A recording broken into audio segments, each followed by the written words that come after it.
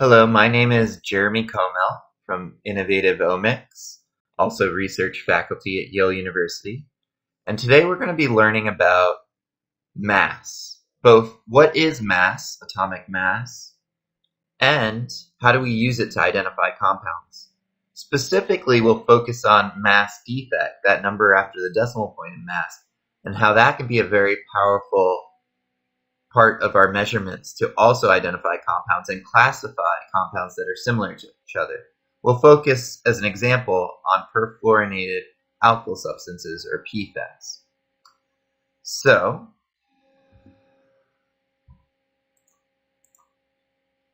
if we look on the periodic table, on the right, top right, we see the mass of a molecule, but this mass is the average mass. So it's the mass of all the isotopes, which is what in nature we're actually measuring, right? So if I have a block of carbon in the form of graphite, then that will consist of both carbon-12, 99%, and then we'll C13 of 1%, which has one more neutron. So on the periodic table, you'll see the average of those two masses based on their relative abundances. In mass spectrometry, we can actually decipher the different isotopes, and so we'll measure them individually, so we're not interested anymore in the average mass, but on the unique mass of each atom, depending on its neutrons, protons, electrons. What is the mass defect? So the mass defect is that number after the decimal point. So in this case, with fluorine, that would be 0.998. Specifically, the math that we use in mass spectrometry, which is different in physics, is the definition of mass defect is the actual accurate mass, so in this case 18.9984 for fluorine, minus the nominal mass. Nominal mass is defined as just the average of the mass, so in this case we round up, we get 19. So in this case we get negative 0.0016. So since our answer is negative, then we call this a negative mass defect. Whereas hydrogen, which is 1.00783, we round down and we get a positive mass defect, 0.00783. So this can be very helpful because fluorines have a negative mass defect, while the more natural occurring hydrogens have a positive mass defect. So we can actually filter them if we graft, for example, mass defect against mass or against anything else. The fluorines would be in the negative region, those compounds that had fluorines, and the hydrogens would be in the positive region. This actually gets amplified because, for example, in PFAS, you have many more fluorines than just one. And so you multiply that negative mass defect contribution from fluorine by 15, for example, in the case of PFOA, one of the most common PFAS. So now it's negative 0.024, which we can measure now with our instruments, that significant change in mass defect. And then if we take, for example, a fatty acid, octanoic acid, that looks exactly the same as PFOA but has hydrogens instead, you can see that it has a major positive contribution. So you can see how this gap gets bigger between the atoms and their mass defect depending on how many atoms they have. Now, what is mass? How did we get to this 18.998 on the periodic table? So scientists have measured very accurately the mass of an electron, proton, and neutron. And here you can see that an electron is 0.00055. So very little mass, but again, we're using high resolution mass spectrometry, so we can even measure those small changes in masses. Proton, 1.00728, and a neutron, 1.00876. Now note, if atoms only consisted of protons and neutrons and electrons had no masses, and protons and neutrons had the same mass, then we could have our periodic table have no mass defect. But the mass defect is there because protons and neutrons weigh something slightly different. So we can't just have them as 1.0000 to infinity. Not only that, but if we took the number of protons and neutrons and electrons in a fluorine and added them together, we'd get the mass of 19.15717.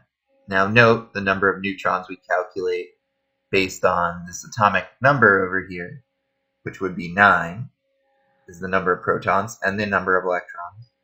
And then the total mass, 19, you subtract by the number of protons to get the neutrons, 10, right?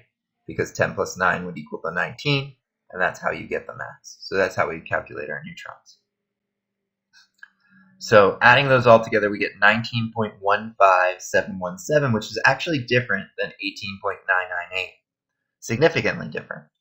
And the reason being here that not only is the mass of an atom based on the particles inside of it, protons, neutrons, and electrons, but actually when you form these atoms in the sun via fusion, where you're merging and forming these cores, a lot of energy is released, and that energy is released as mass. And so the atomic mass is actually slightly lower than the sum of its individual particles, because the energy that's releases mass as well. So interesting physics there. Now these would be the molecules we're talking about. So in science, we have to have some kind of metric, some kind of way of normalizing mass. So for example, for the mass of large objects, we might use the kilogram. You can see here a scientist, probably from NIST, the National Institute of Standards and Technology, where they create robust measurements of mass, taking this object, potentially made of stainless steel, that we can reference all other kilograms to. And so, while mass is a universal property, the way we measure it is arbitrary. We take this object and we say, this is a kilogram. And so then everything that we measure is in relationship to this object. And we say, this is a kilogram. Now, and that's why, we could have inches, we could have meters. The measurement unit is something man-made, even though what we're measuring is actually real.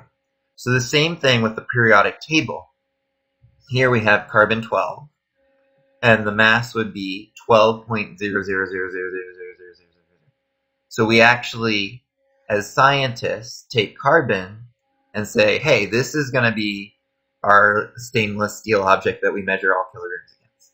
So this atom is what we're going to measure all the masses of other atoms against. And we're going to say it has no mass defect. It's a perfect 12. Now, that means that if we have any molecule that's just carbon, so for example, this buckyball is a really fun one. It's C60, and it forms an actual ball. And it's only made out of carbons, no hydrogens attached at all, because all those carbons have 4 bonds. The mass of that buckyball would be 720.0 to infinity. And so again, there's no mass defect. So, and this is very important, in the normal periodic table, mass defect only comes from atoms that are not carbon-12. Now, what if we use this principle, but instead of having a carbon-12 world, we normalize the periodic table to something more useful to us? What do I mean by more useful? It depends on the field. We can normalize the periodic table in any way we want. So in this case, let's look at PFAS. They have repeating units of carbon fluorine, so CF2. And we can take a PFAS subclass and define it as some kind of head group we could call, such as an alcohol, a ketone, a carboxylic acid. So in the case on the bottom, it would be 2 carboxylic acids on either end. This would determine the subclass. And then within that subclass, you can have many different repeating units of CF2. Series, we call these, or homologous series. So for example, here is a subclass with all its different members of homologous series. With CF2, you could range from 2 to 20 is usually what we measure in mass spec. And some of those may be more common than others. So we in PFAS live in a CF2 world, not a carbon world. And in 1963, Kendrick was living in a different world altogether. He was living in a petroleum world. And he said in petroleum, everything is CH2 units. And that's the same thing in nature too. Lipids, a lot of peptides, a lot of these molecules have a lot of different CH2 units or different units. So in the case of his world of petroleum, it was CH2. And he said, why live in a carbon world? Fun fact, we used to live in an oxygen world before carbon world. We normalized everything to oxygen. Why can't we normalize everything to CH2? So using very simple math of 14.0 to infinity, which is what we want, right? Now we want every CH2 to have a perfect 14 mass. We're normalizing it to CH2. Over the mass of CH2 in the carbon world, he could normalize the entire periodic table and switch it to a CH2 world.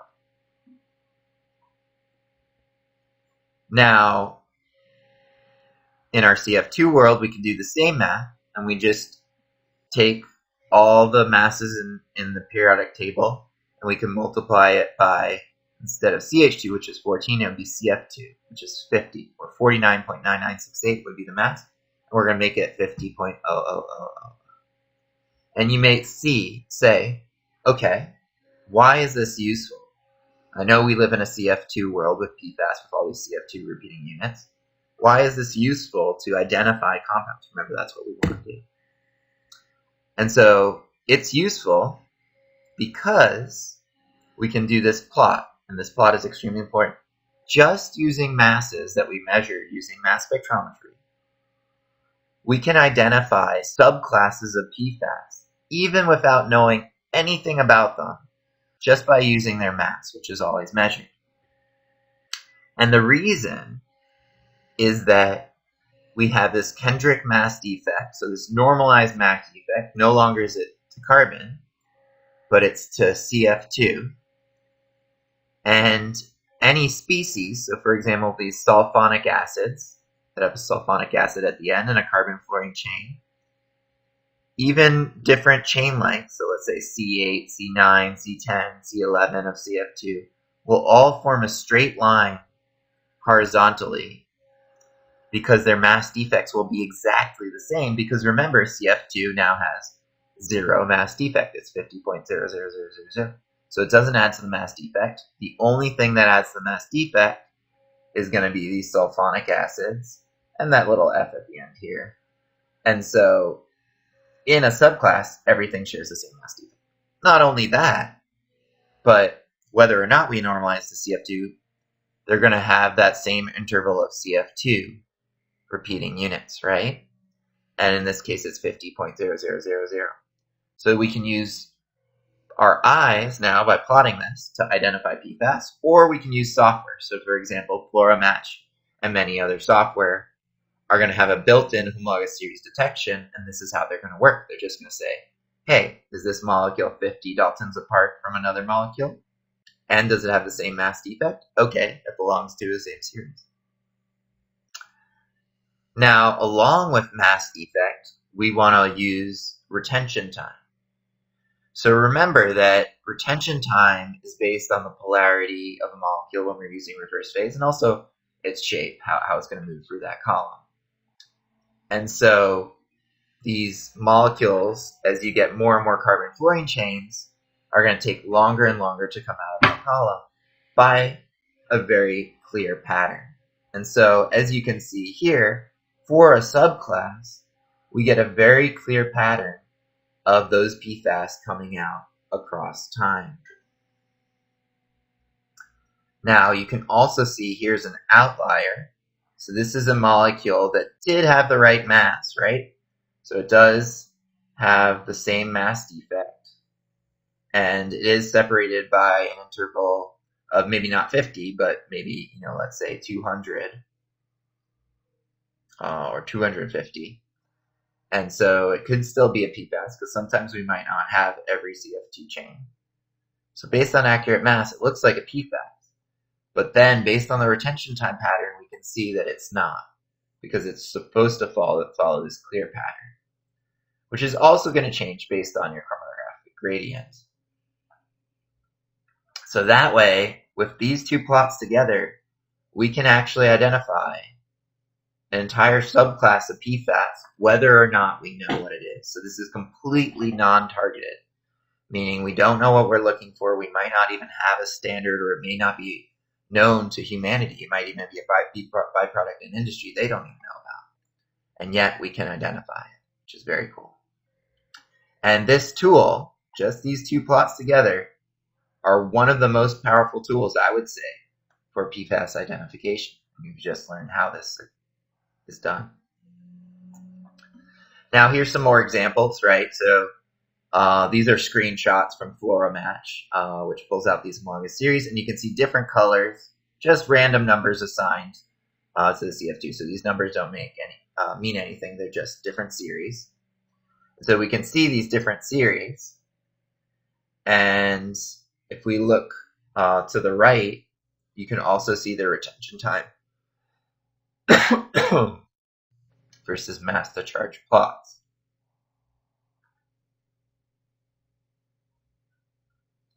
Now on the bottom here, we can see C4, C5, C6, C7, C8, C9, C10. So different CF2 repeating units.